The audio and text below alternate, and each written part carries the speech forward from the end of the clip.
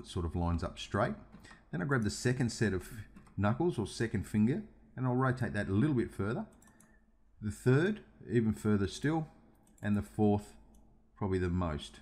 Something like that looks fine. And just use your own fingers as reference. Just dangle them down and look at them and try to match them.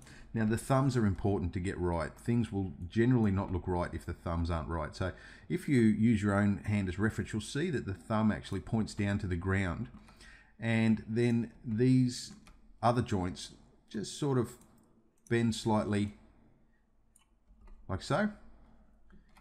And you can see that that's a very nice natural looking hand pose.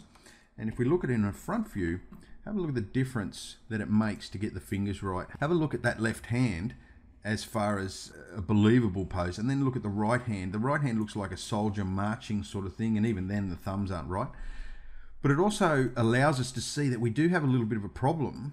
If we play this back, we do have a bit of a problem with the rotation of that hand, and it's feeling very sort of tucked under. So now that we've got the fingers right, we can make sure that we get these poses correctly.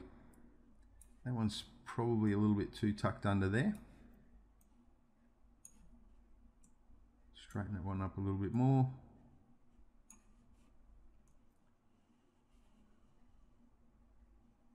And this one is a major one that needed to be fixed.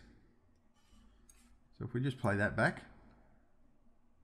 Now you'll notice that we're getting some wiggle in, it's in between keyframes, and this is what's called gimbal lock. I'm not going to cover it in too much detail here, but you can see that there's a lot of rotation movement in that joint, and I'm not doing it. It's happening because of the 3 axes of rotation causes a gimbal lock problem. So what I'm going to do is open up my curve editor.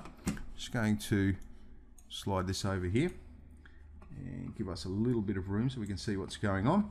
And if I click these two just to frame them up and just select the rotation, you can see that there's a really quite a big lift here.